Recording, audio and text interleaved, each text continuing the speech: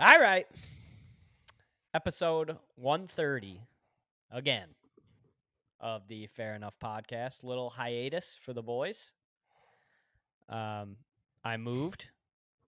That's why there's been a hiatus. If you're watching on YouTube, you see that I am not in the normal place that I usually am. Got no background yet. We're going to have to do some finagling to this room. It's going to be like, this is the second bedroom and the vids room and the podcast room. This is an important room you're in. It's a bit, yeah. It's an important room. I wish it was a big room. I need like a warehouse at this point, but this will do. How are the boys doing? How are spirits today? Low. Spirits seem low. Yeah, I've been sick the last few days. Have you? Yeah. What'd you catch? So, I don't know. I was outside a lot on Saturday. It was rainy and cold. I did a golf outing thing.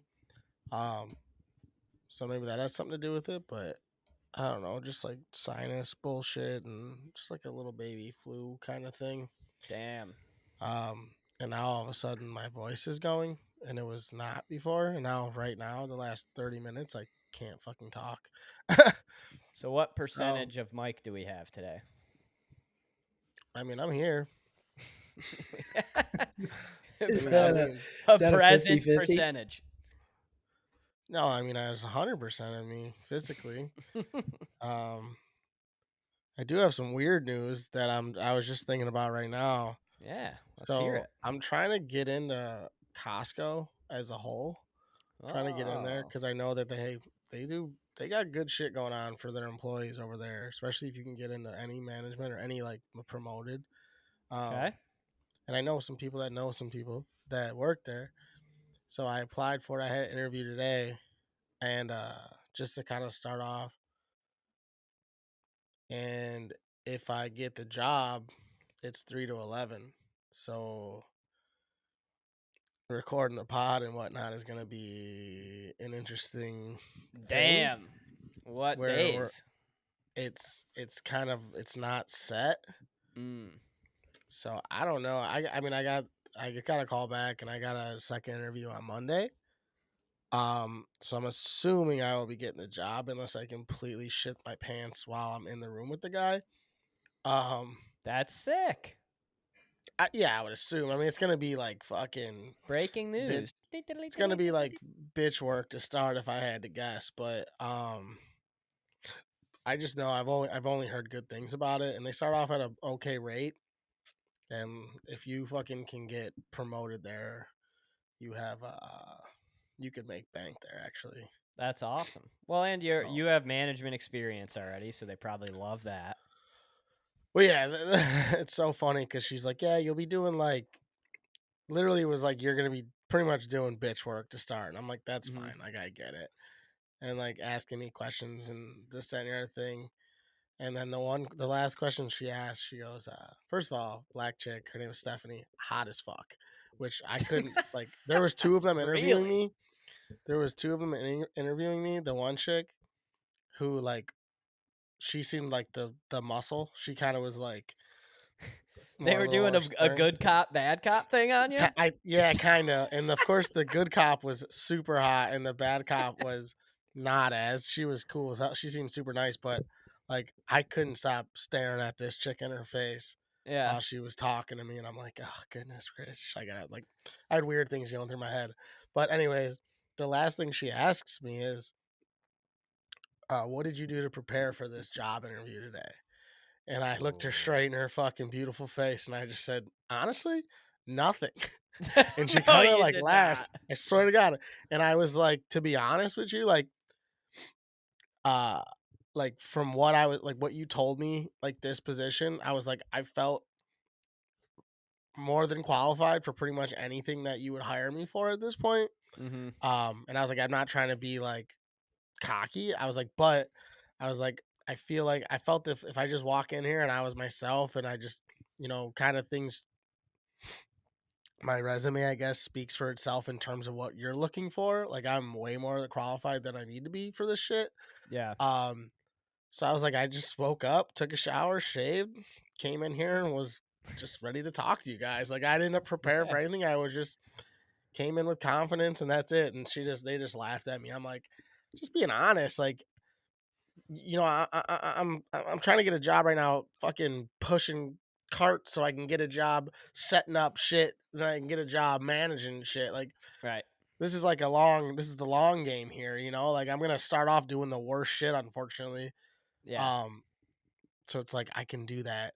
And she's like, "Oh, do you mind doing more than one job in a day?" I said, "No, I don't give a fuck. Like, what are we like? You're not having me run a fucking 5K. You're having me Yeah. move around the Costco to fucking help out where need be, like to start. Like, it's shit work, and I'm above it, but I also know where my head's at in terms of the end game, and we're gonna go from there, you know." Yeah. You said, I'm So going to prove it on the field. pretty much, and that was like the first thing I walked in. And I said, "I go, hey man, like I know what you're hiring for, but like, what are the chances I can get in where I fit in, like where I want to fit in, not just where I actually fit in." Yeah. And they were like, "Well, this, that, and the other thing," and I was like, "I don't think they understand who they're talking to right now." Yeah. Like, Did you I don't think look at my resume before I well, got not in even here? that. I was president of this bitch for a I while. honestly was just like, I don't know. I think I was way too confident, like in general, because once again, it was like, I don't know. I think they were looking for like 20-year-olds Right. and not people that were like looking to actually make a career out of Costco at one point. Like, it's unfortunate, but I'm not desperate.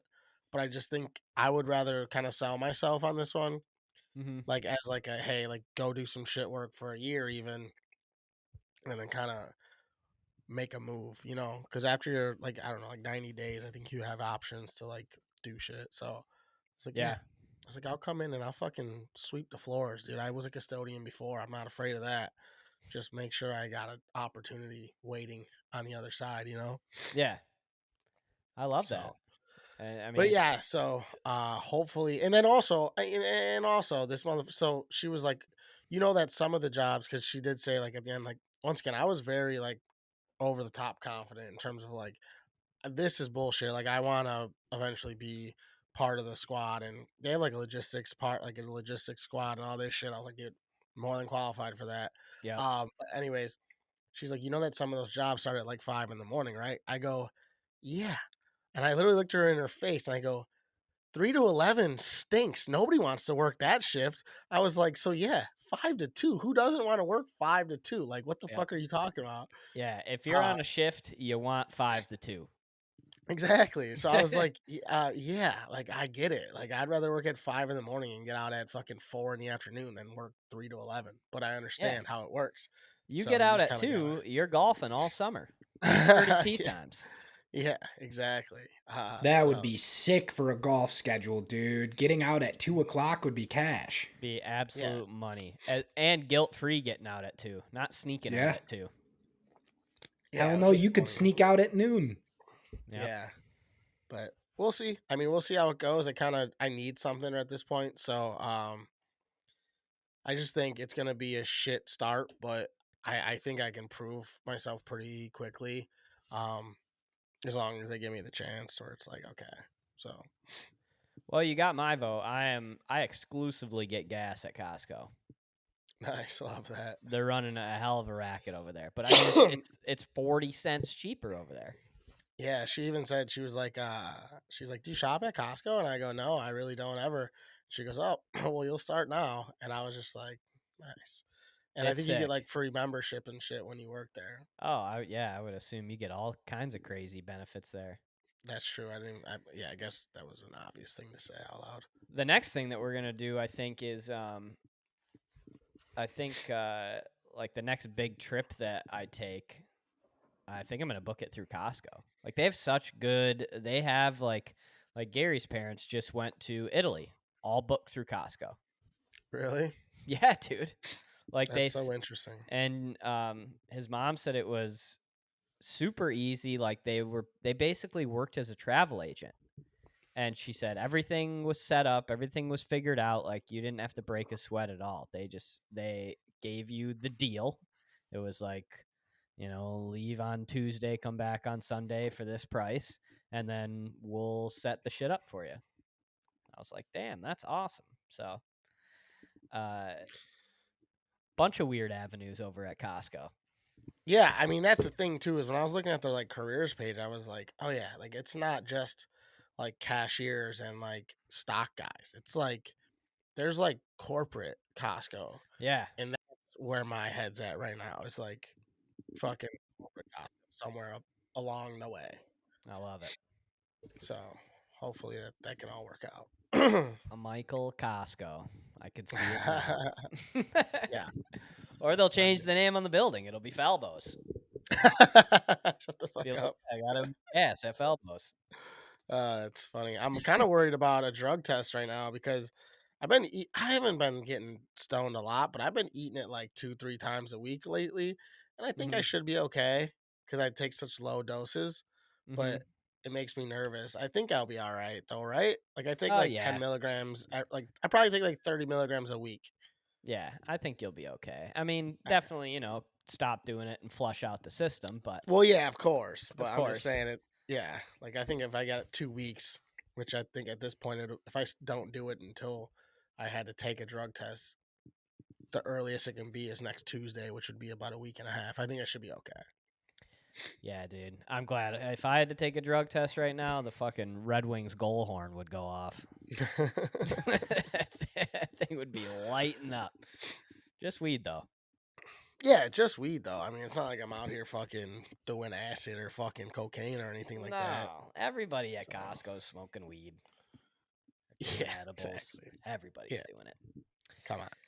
Okay, Jack, any life update you'd like to give us before we dive headfirst into all the sports that have been happening? No, not really. I got an assistant last week finally. That's about it. That's dope. Yeah, it's kind of cool. It's a pain in the ass trying to get him up to speed, but one day, someday soon, he's going to be helpful and I'm going to be stoked about it. Does he have a funny assistant name? His name's Malik. I call him Malice the Palace. Malik is a great assistant name. Yeah, I thought so too. That's super thought so, weird too. and out of the way, and I love every second of it. Yep, Malik, he's a tall, skinny, bald dude. He's great. He's a tall, skinny, taller than you, and just bald. Yeah, way taller than me, bald. I love that. He's a great guy. It reminds me of like just some like almost like the evil guy in a movie, and then he's got like the giant henchman sidekick next to him. Yeah. That's you guys roaming around the office. That is how it is, yeah. I love that. No, but I've been hardcore chilling the last 2 weeks. Trying to, at least. Yep. We got to get ready. We got Dally on the calendar, 2 weeks. I'm so fucking excited. I need this. Yep. I'm excited too. Speaking of which, actually let's do baseball quick. Okay. Our Detroit Tigers, Mike's Detroit Tigers, America's Detroit Tigers won a baseball game today. We are recording on Tuesday, October 1st. Tigers played at 2:30 today. To be expected, Mike, you called it. You said it in the group chat today. It was going to be a low-scoring affair. I think that was kind of most people's thought with these two guys on the mound. Even with, and it's funny because like Framber wasn't hitting today like he normally does. And he's still, I mean, we only scored 3 runs. I think that's more of a, hey, the Tigers don't have that many bats.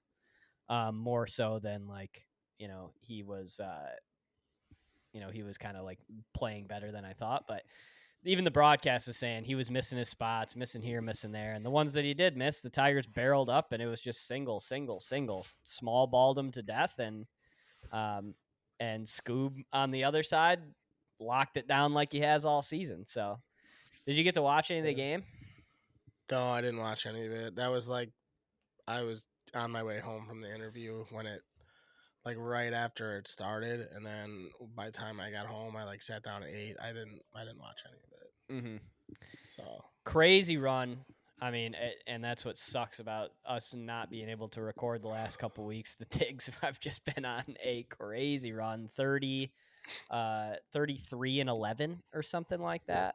Their last 44. So insane run, insane collapse by the Twins to fuck up that bad and lose the spot. I mean, the Royals almost fucked up and, I was gonna and say the dropped out Royals. too.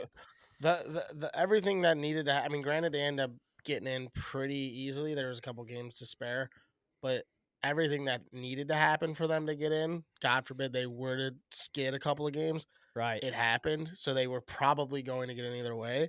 Yep. But I mean, they kept winning, so it didn't matter. But like where on the inverse, like the Cubs had a chance at about the same time. Yep. But the 2 to 3 teams that needed to stop winning didn't stop winning. The Braves, the Mets, the Diamondbacks, they just all kept winning, and it was like motherfucker. And then we went But from the 3.5 D-backs, games to fucking 6 games, and we had no chance. Which it the was like D-backs did blow it at the end, though.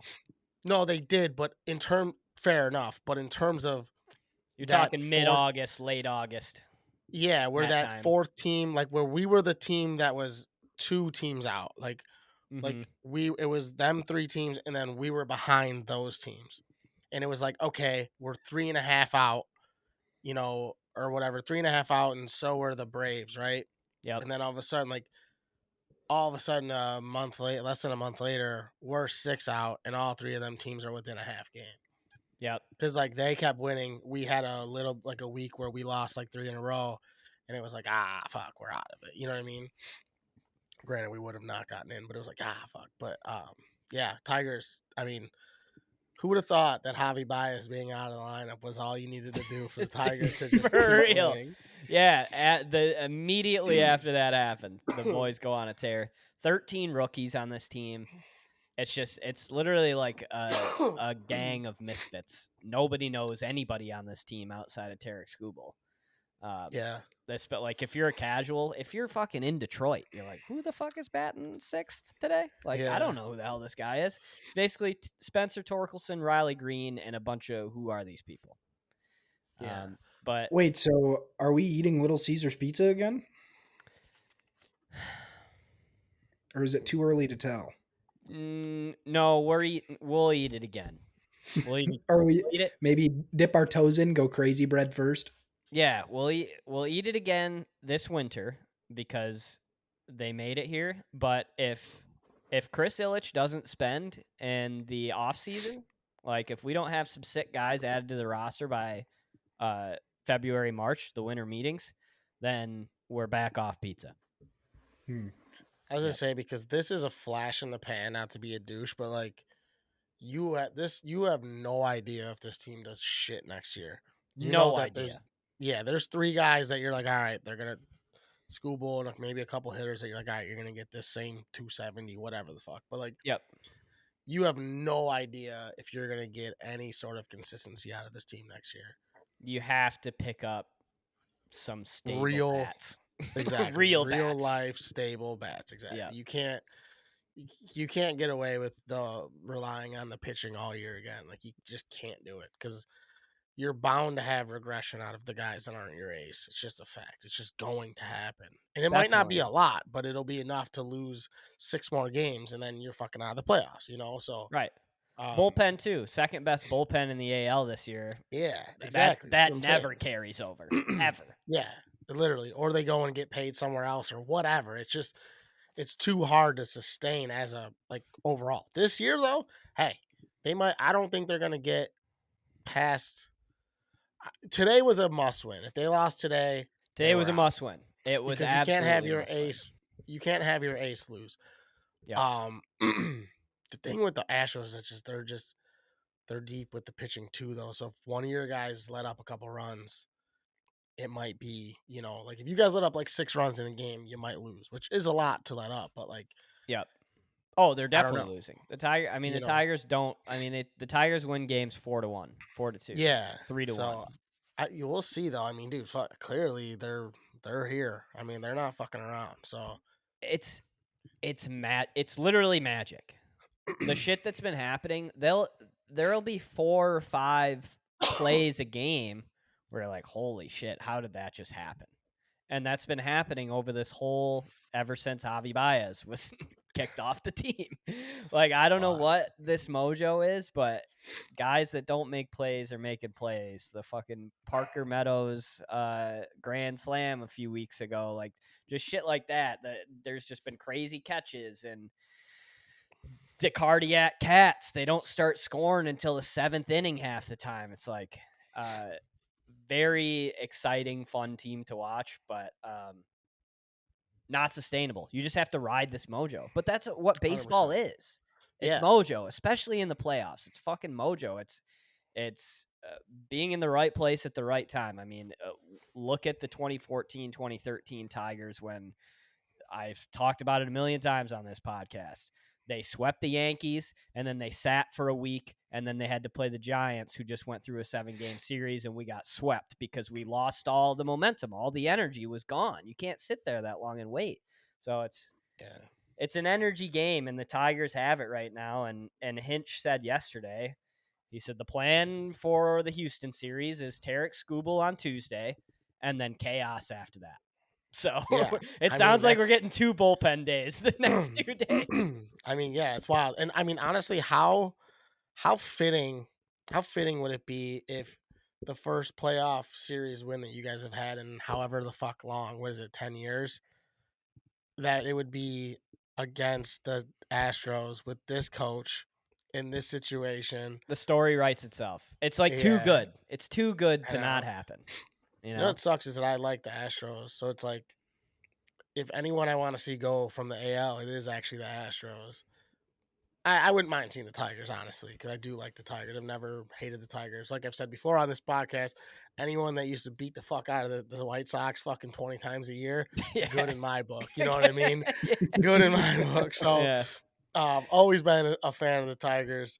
But yeah, it's kind of weird for me to like root for. I'm just rooting for the Tigers just for you guys, honestly.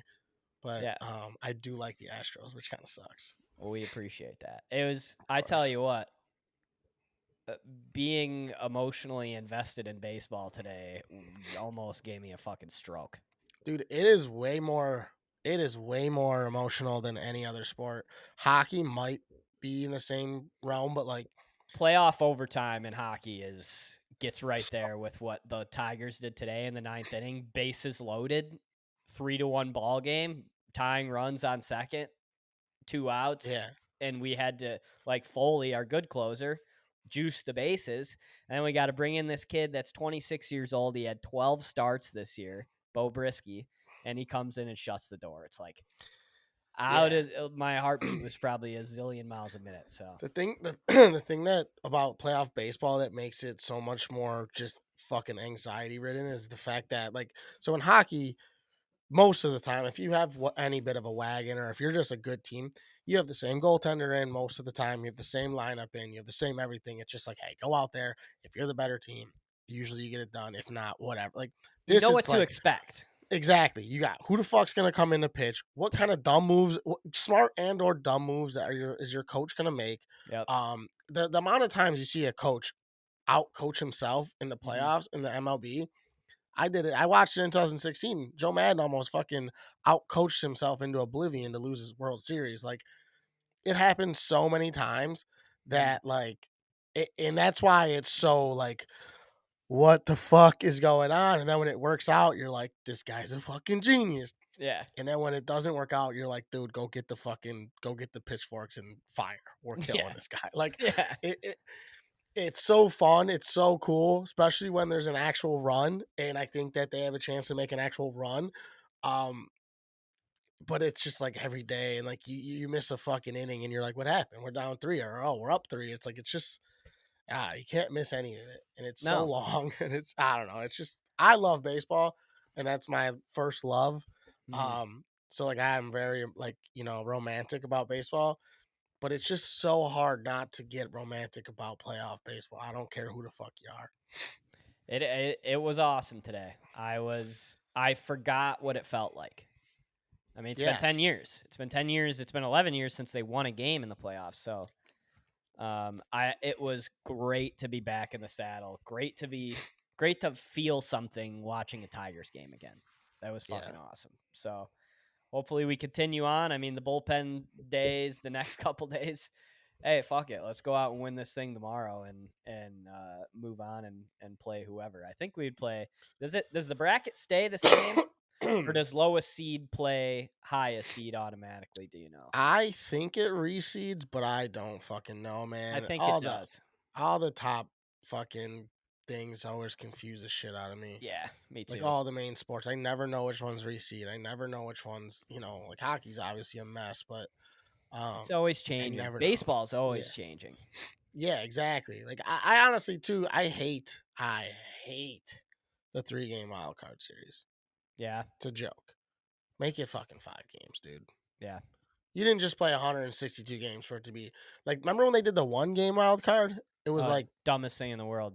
it was like the play-in to be the second wild card instead of just having 3 wild cards. It was like that. You play 162 games. Granted, hey, win more games, but like play 162 to have 1 game be the determining thing. Like, yeah, fuck that, man. Make it a 5-game. You're in the wild card is the playoffs. There's no there's no play-in. This is the playoffs. Make it at least fucking 5 games, man. Like it's playoff reward energy. the playoffs with that. Yeah, I don't know. I always thought that, but whatever. No, I agree because I mean, you look at the rosters on paper. Tigers should lose this series 9 times out of 10, but because it's 3 games, true. Anything like you said, today was a must-win. That's one of 2 wins that they needed. Yep. 100%. If we had to win 3, I'd be way more nervous. Yeah. We don't have that many guys in the bullpen. If we're doing 3 bullpen days. Yeah, for sure. So I believe speaking of bullpen days, I believe our Saginaw native Schwelly is tearing it up in Atlanta. Is he? He's been doing a lot of starting. I don't know if he's tearing it up, but I keep seeing. I think he's doing not good, to be honest. Oh, really? Yeah, I think he's not good. He's definitely in the rotation, but I don't believe he's been good. They're on right now. They are on right Braves now. are down 2 puff to the Padres. But let's keep an eye on that. Yeah. Shout out to the Saginaw native. Yep. Well, I guess I like keeping up with it. He lowered his ERA. He's actually done pretty well the last couple of games, I will say. He's got 3.3 ERA, 8-7 on the year.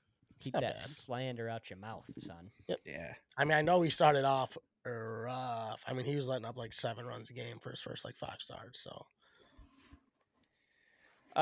well, Michael, you shouldn't be that depressed because the Chicago Bears are 2-2.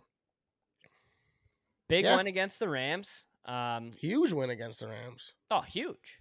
People are kind of writing the Rams off. I get like they're very hurt right now. They're fucking diminished. They're decimated. Yeah, it's tough. They are, and we know what that team looks like when they're firing on all cylinders. They did it at the end of last year when everybody was playing. But I mean, Caleb 17 for 23, 150 yards and a touchdown. Good day. He's efficient. I mean, he was 15 for 15 on routes that were like less than 12 yards or 10 yards or some shit. So he didn't really have to throw it down the field. Which is not a horrible thing. I would like them to, take more shots, but like they finally ran the ball. They committed to it. They ran the ball and they ran it decently. Mm-hmm. Obviously the big run by Swift was, the outlier in terms of like the big runs, but like, they actually averaged plus yards and DeAndre Swift still doesn't know how to run straight, but he actually averaged a little bit better. Like the boys were doing an okay job on the run game. Using Swift in the passing game, too, is just such a weapon. Huge. Like, he's so good 100%. out of the backfield. And it's such a nice safety blanket for Caleb. Yeah, I think, I honestly think that Waldron is just a pussy. I don't know if I hate him yet, but I'm getting close to where I'm just like, dude, what the fuck are we doing? Like, is this again with these Chicago offensive coordinators? But like, if you look at, I don't know, I know everyone's like talking shit about Caleb Williams, but like even with this game, he didn't like go crazy. But I don't know if there's ever been a 4-game stretch of progression that's been this significant from like the first game to the second game to the third game to the fourth game. Like he's really becoming a good passer, and like he's still missing some throws, but like his timing is off a little bit, but like everything is coming together, and like you're watching this guy become a pro very quickly. And I know it's easy to like be like, well, look at Jaden Daniels. Yeah, he's balling his dick off. And I said it before, even way before I was very like, dude, I would take Jaden Daniels over Caleb Williams, yada, yada, yada. That changed. Caleb Williams is our guy. He's our fucking future. But like, this dude is doing shit like so Justin Fields never did this. Like Trubisky never like quarterbacks don't do this. Fucking Stroud did this, but like Bryce Young, all these guys that are Will Levis, like all these dudes, none of them have done this. And he's doing it, and he's doing what he's supposed to do. We got 2 wins. We lost to a very good Houston team. We lost to an Indy team that I think is way better than they are, but we still should have beat them. That's the thing. Yep. So like we're a fucking a stone's throw away from 3-1 and right on pace with what I've been saying this whole time. Defense is going to carry us in the beginning of the season. We have a stretch of buster ass games coming up. I mean, we got like the Patriots, the Commanders, who are good actually, Arizona, who is showing their true colors. Yep. One other dog shit fucking team coming up too, where it's like, or the Panthers are tossing. Jaguars, Panthers, Cardinals, Patriots. Yeah. Before then, you guys get divisional games, but that's mid-November before That's you what I'm guys saying. play a really tough game outside Yeah. the Commanders. That's what I'm saying. And who the fuck knows if the Commanders are as good as they are? I think they're really good, but I mean, they beat a team. They beat a fucking Cincinnati team that's obviously not good right now, and Arizona, who why the fuck Arizona was the favorite is crazy to me. But Yep. so it's like right now, this is where it comes. Okay, his progression is wonderful right now, and keep growing, keep getting that run game going, and then the kid's gonna start hitting these deep balls, and you're gonna see the boy eat. We can go fucking 5-0 over the next 5 and be 7-2, literally just on the back of the defense. And if we score any fucking points, we legitimately can be 7-2. You know what I mean? So, I'm thrilled. I mean, I don't know why everyone was like writing it off like, oh, we lost a weird game to Indy, but it's like no one expects us to beat Houston. Like, why the fuck? No one really expects us to be 3-1 or 4-0 especially, but like 2-2 I think was a very realistic thing.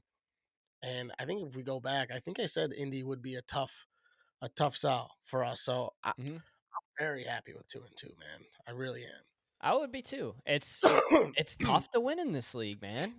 Yeah, and look how weird it is right now. Look how weird the NFL is right now. It's weird, man. That I mean, just a couple of weird games from last week. I mean, Jets Broncos obviously stands out. The Jets completely blew that game 6 ways to Sunday. Robert Saleh, it's amazing that he had a job on Monday. Seriously. You know, the Texans and the Jags were battling the entire game, honestly, and the Texans barely pulled that one out. Colts end up beating the Steelers on the back of Joe Flacco. Yeah. Like there was some weird games. The Chargers kind of had the Chiefs reeling the entire game. Patrick Mahomes did not look great. Obviously, Rashee Rice goes down. Definitely some weird games. Let me ask you a couple things here. Let's declare some teams dead or alive. Can we do that? Of course. Dallas Cowboys. They're alive. They're alive. They are 2-2. Obviously, just beat the Giants. It was not a great game at all. Cowboys Giants is just such a Thursday night shit game. It's the most Thursday night shit game of all time. Can I tell you why that they're alive? Yeah, let's hear your reasoning here. Because they're in a division that is dead, and they're part of it being dead. But that division is so bad. Like outside of Commanders, but we'll get to them later. Exactly. I don't even know if they're like real. Like they're good, but they're not. Who knows if they're really good? You know what I mean? Yep. So like, once again, which is, I feel like the last 10 wins is gonna win that division. So if Dallas can just figure it out and go 10-7, I think that they'll win that division. Even 9-8, because if they start beating each other, 9-8 might win that division. So get them in the playoffs. Who the fuck knows? They're obviously not good in the playoffs, but I think they're very alive. I think that division is so weak that they'll start beating each other, and everyone's gonna be in it, but they'll be alive. I don't think they'll ever be dead. Yeah. I want to agree with you, but I just don't I don't understand what outside of CD they have absolutely no weapon. No, I think Jake Ferguson is getting put into the mix a little bit. They have absolutely zero run game. None. And it is embarrassing. Their run game is worse than the Bears' run game, dude. Like, it is embarrassingly bad. So is the O-line bad now there? I don't know. I don't understand what's happening, because you would think that, I know that Dowdle's not anything to write home about, but normally it doesn't matter who it is in the backfield for Dallas. They should be able to just get yards. Yeah, they've notoriously been able to run the football for the last 15 fucking years. So when you see them not, it's weird. I agree. But you know what's interesting to me too is that Tony Pollard kind of had a bad year. Was it last year that he was still there? Yeah. And then this year he's playing great with the Titans. So it's like, I think Tony Pollard had 1,000 yards last year, but that's not saying much in a 17-game season anymore. But I do think he did eclipse 1,000, but it was not an efficient 1,000 for sure. Yeah. Helly touches. Yeah. But no, it's weird. I don't know. We'll see. I don't think they're dead in terms of postseason though. I don't think anyone in that division is dead in terms of postseason. New York Jets. Dead or alive? New York Jets 2-2. Dead. They're dead. They're dead. Yeah, I'm They got too. nothing. They got no continuity. No. It feels like everybody in that locker room just kind of hates each other. Everybody's an individual. The defense obviously very good, but feels like it's being wasted at this point. Yeah, it's almost like the same thing as last year with Zach Wilson. You're like, oh, the defense is really good, keep winning games, and you can't pull any of them off. No. I mean, I know it was raining, but you're at home. It's the Broncos. I know the Broncos have a good defense, but fuck, man. You gotta win that game. You can't score 9 points. You can't score 9 points. Yeah, and getting stuffed at the goal line and shit too. Yes. I don't know. I think they're dead just because the AFC is good. You know, the division is solid. I mean, granted, Miami's kind of fucked, but it just doesn't seem like the Aaron Rodgers thing is going to work out. Could be wrong. It just seems like it's been 4 games. He's had all offseason. What's going on? Why are these little option routes getting missed? Why are the receivers not on the same page with the top 6 quarterback ever to play the game?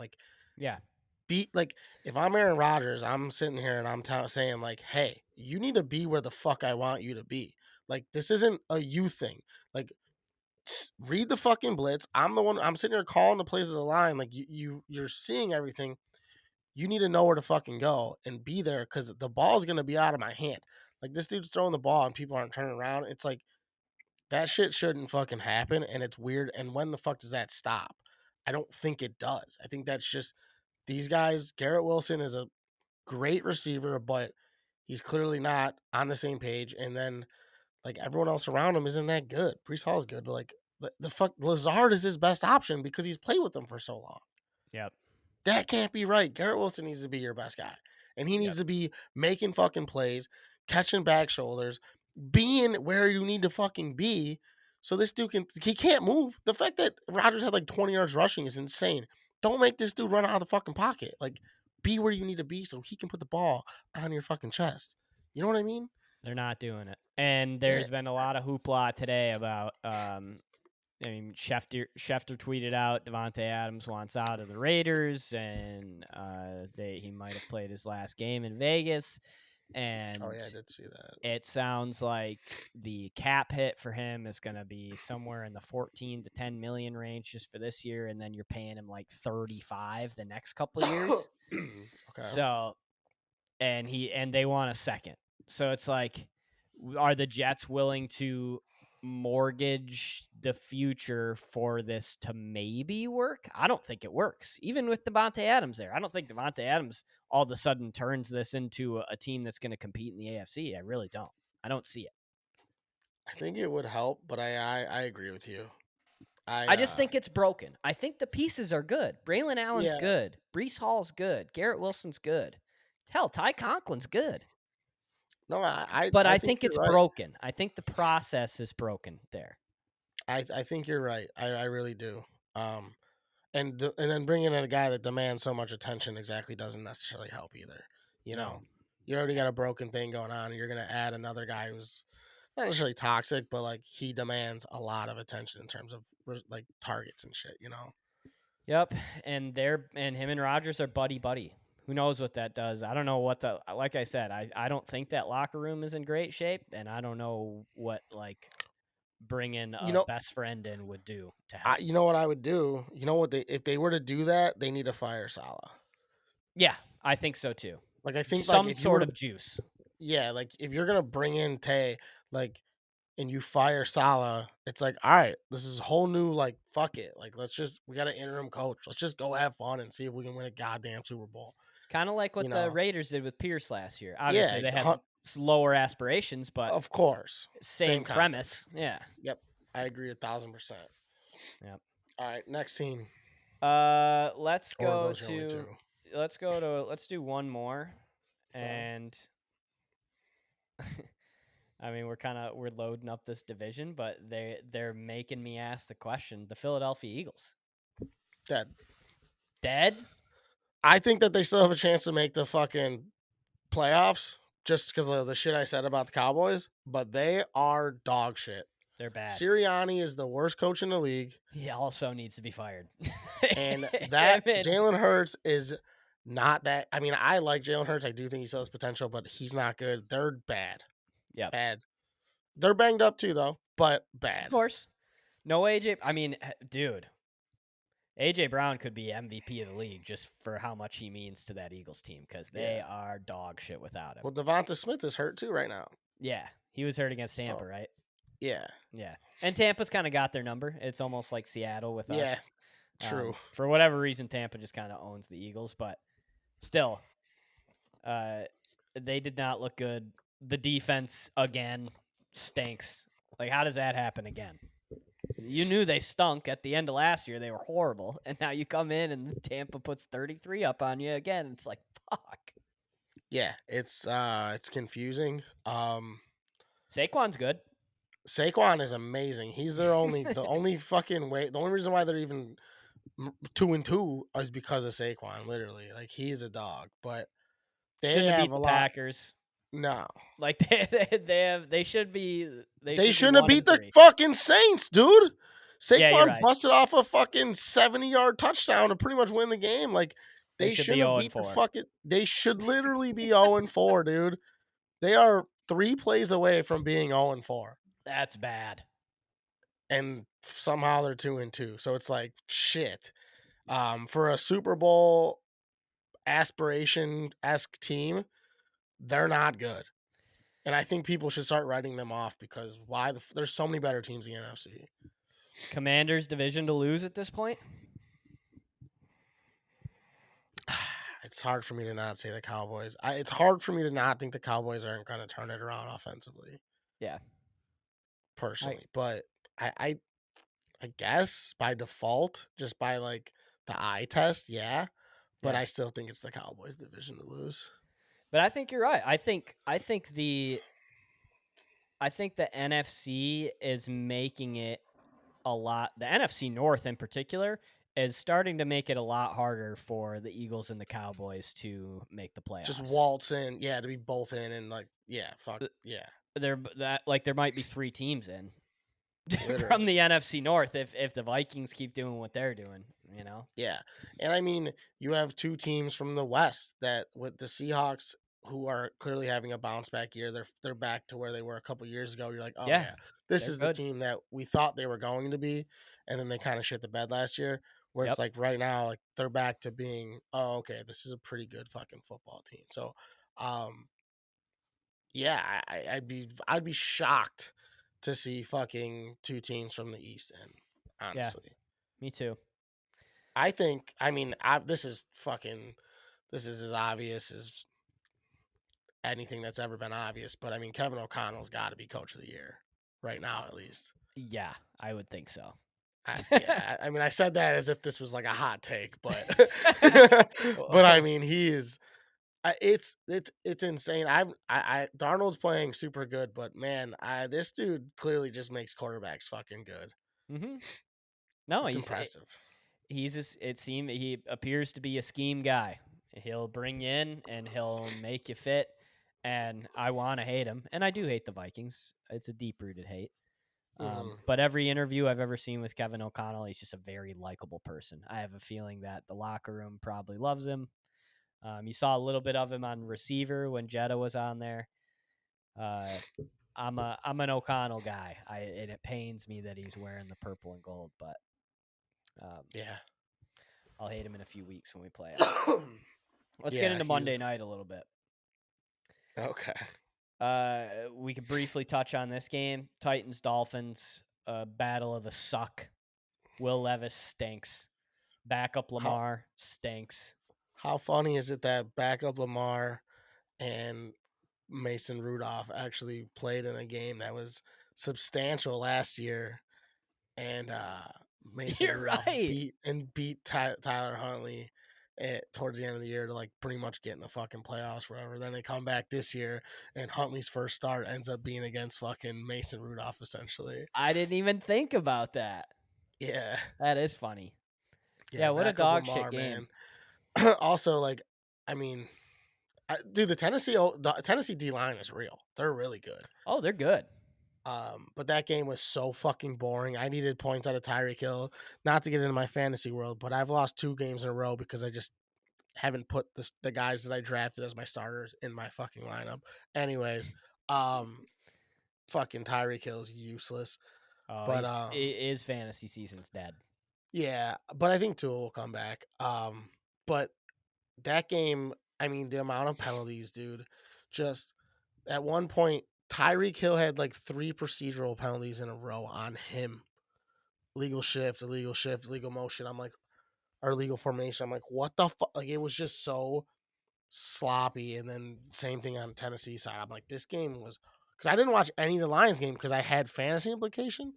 Damn, so I watched most of this game. Yeah, and then all of a sudden I keep looking back on the fucking cast, and touchdown. Like best viewing game of the season. Yeah, which it clearly always is, like you said, like it take the over, but holy bad football. Tennessee's bad, Miami's worse. Both teams fucking, I mean, they're just scratching for something to look forward to. This might be a hot take. Another guy I think should be fired is Mike McDaniel. Dude, yeah. I think he's a dog shit football coach. He's a dog, 100%, and he's like, he has this like this look, this facade he puts on that like he's not. You think he's cool. smart? You think he's smart and cool, and he's not. You think he's yeah, exactly. Like it's like because he says funny, stupid little shit, and he has a vape on the sideline. He's dog shit. Like he's bad. It's so weird. Like You realize that when you see the team getting carried by Tua, Tyreek Hill, and Waddle, and then it's like, oh, once one of those guys ain't there, it's so weird. Yeah, I agree. Fucking get him out. There's so many coaches that it's because it's all just systemic racism, dude. That's all. Yeah, we need to get more Mexicans in the coaching jobs. Yeah, dude. But last but not least, let's get some Asians in here. Let's see what they can do. Last but not least, pretty big game at Ford Field last night. Lions debut the Black Unis, which they're so dope. I loved them. I was very skeptical about the helmet. I didn't like the helmet until I saw it on TV last night, and then I was like, oh, okay, that actually looks kind of dope. And the Black Unis need to be worn with the black pants. The next time they wear the Black Unis, they're going to wear the blue pants, and I know I'm going to hate it because the blue pants are junk. It needs to be black on black. No, I don't know. Those uniforms are sick as fuck. That jersey is dope as fuck.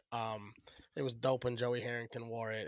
It's dope now. Yeah. It doesn't matter. I mean, one of the first jerseys my brother ever had was an 81 Calvin Johnson jersey in black. The black.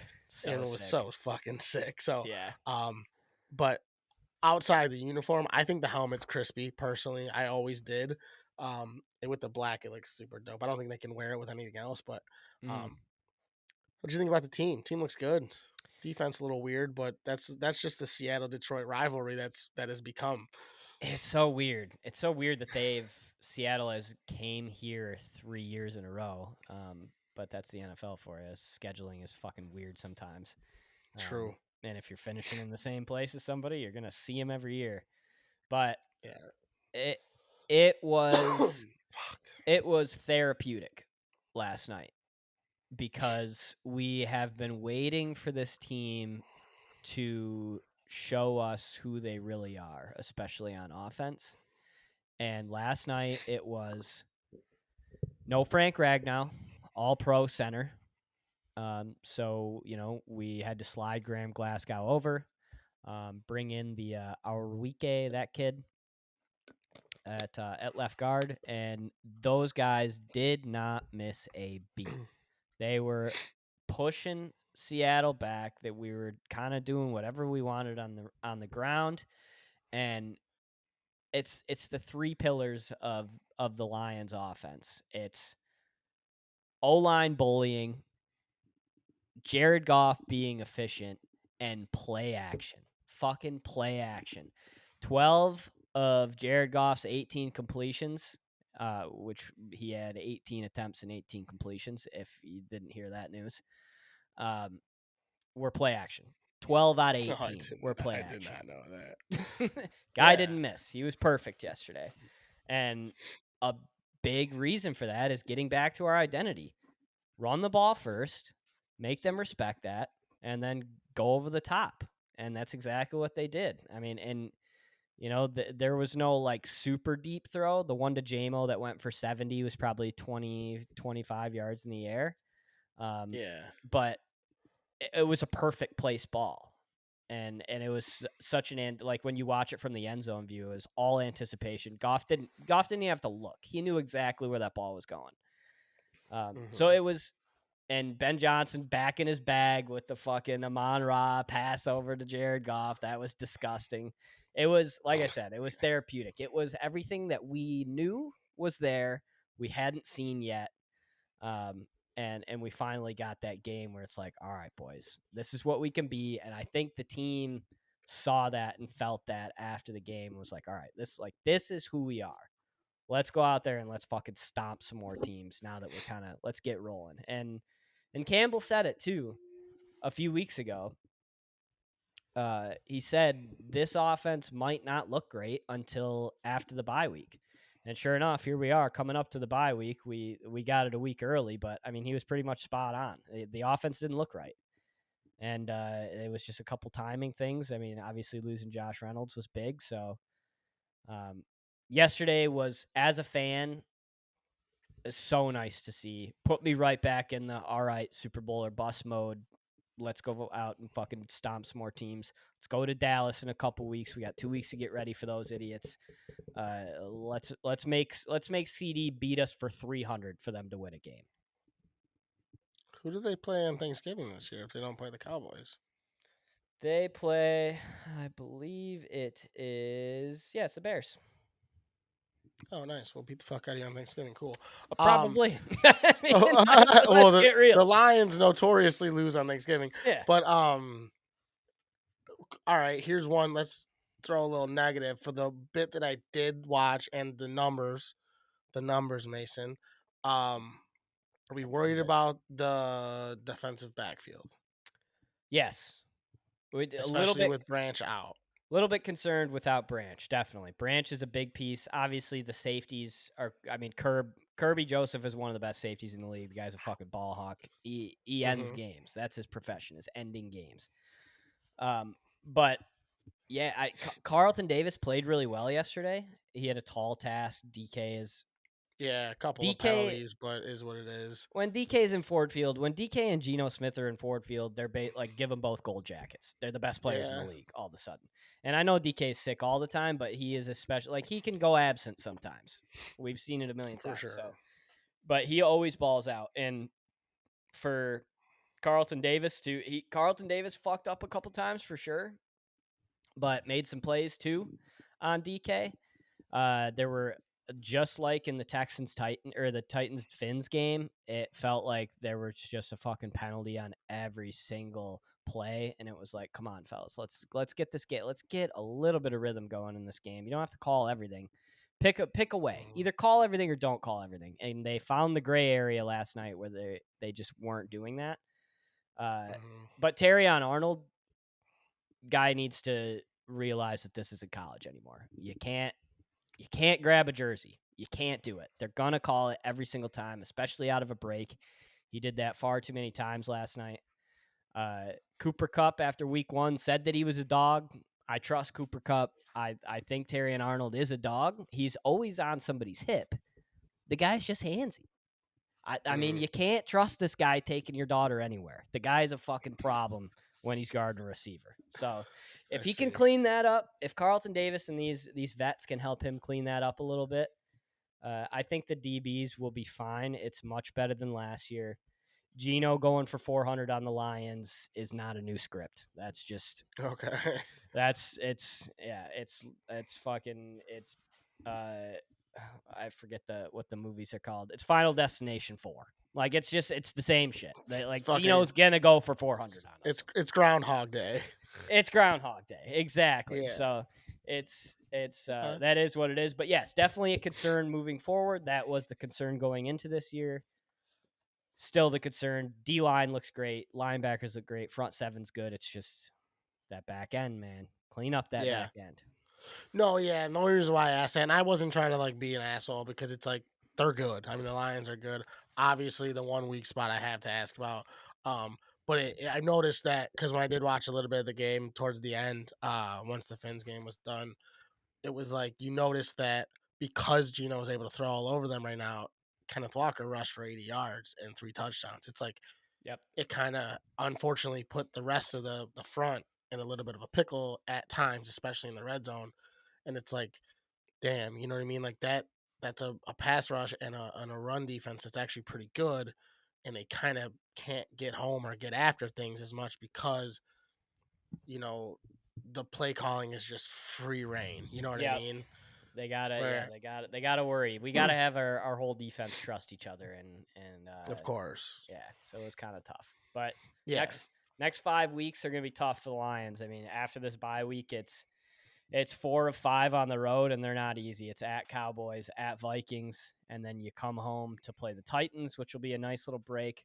But then it's at Packers and at Texans. So 4 out of 5 of these games are potential playoff teams on the road. So you want to show who you really are, go to Minnesota on October 20th and beat the Vikings in a 1:00 game. Yeah. It's that fucking simple. Take the division stranglehold and keep it because you got the Pack in 2 weeks. So it's not getting any easier for the Lie guys, but that was a great way to go into the bye week. Ton of confidence. Yeah. Definitely an important week against a good team. You know, you dropped one to Tampa, and you're like, God damn it. And it's like, you do it, you lose one to Seattle, you're like, well, maybe they're not as good. And then it's like, no, like they are good. And it's, you didn't, you know, you're seeing it, like you said, it's like the team's coming back. You're seeing that was it the theme. Circle back. That was the theme. It was show us who you really are. Are you do you stink? Are you gonna drop this one at home on Monday night, or are you gonna step up and be the Lions that we thought you were? And they did. So good stuff. I think that's all we got. Episode 130, but we'll have some trivia, some Jeopardy coming back next week.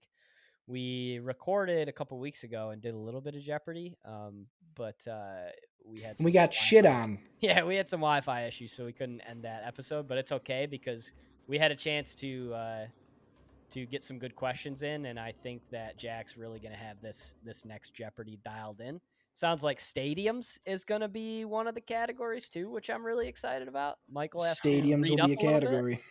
Yeah, I'm gonna have to do some research because I'm bad with stadiums, but that's okay. Jack's gonna be like, Section 142C. There.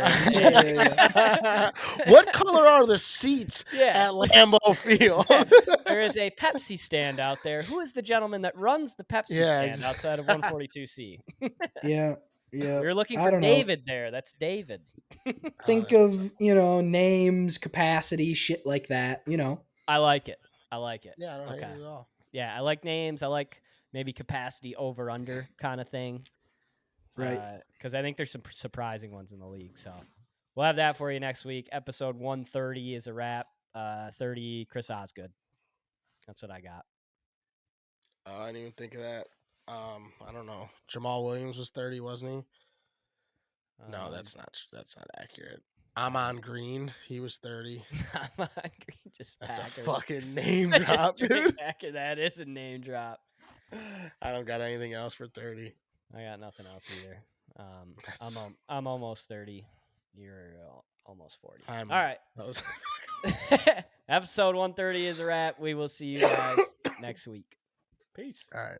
Later, boys.